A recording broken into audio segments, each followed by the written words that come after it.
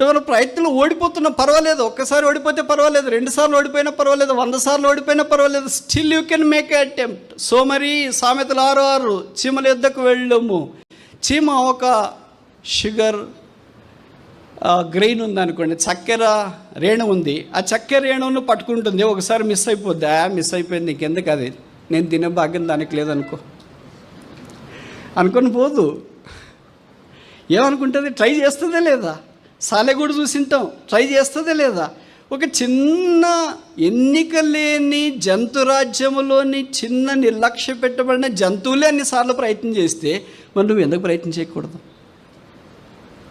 మనకు ప్రయత్నం అంటే ఒకసారి రావాలా, 2 సార్లు రావాలా, 3వసారి వస్తే వచ్చినట్ల, లేకపోతే లేదు. అట్లా అనుకోవద్దు.